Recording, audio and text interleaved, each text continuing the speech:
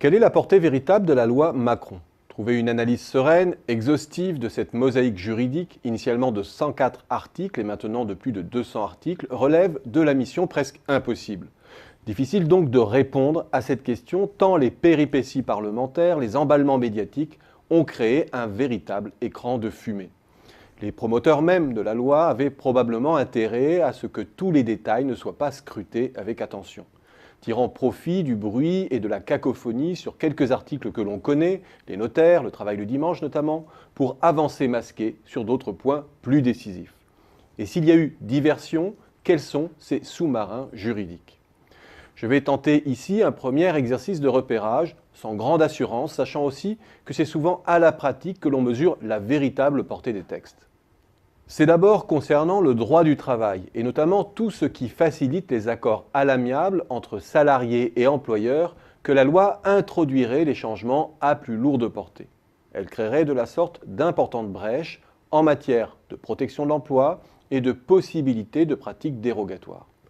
La formulation actuelle de la loi remettrait même en cause pour certains l'essence du droit du travail, basée sur le fait que la relation de subordination du salarié ne lui permet pas de négocier d'égal à égal.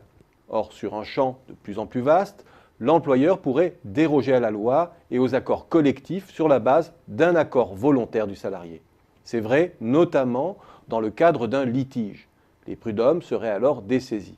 À tort ou à raison, c'est l'interprétation que fait notamment Gérard Filoche de la loi Macron. Dans cette direction, la loi réduit toujours plus l'incertitude juridique de l'employeur lorsqu'il y a litige en matière de licenciement. La loi introduit notamment un référentiel pour fixer le montant des indemnités. Les employeurs pourront ainsi s'engager au prud'homme avec un risque financier calculé d'avance et avec un risque réduit de se voir embarqués dans des procédures coûteuses et interminables. Il y a aussi tout ce qui concerne les PSE, les plans de sauvegarde de l'emploi.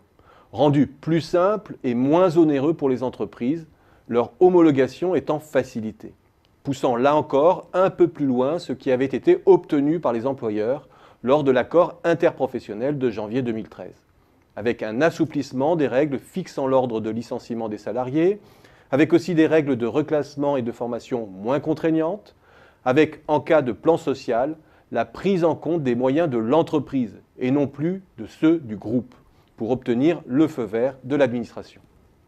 Lorsqu'on y regarde de près, l'addition de ces brèches pourrait bien changer de façon substantielle les contraintes et les risques juridictionnels pesant sur les entreprises. Sur le plan financier, là encore, des avancées radicales. J'en mentionnerai deux ici. 1.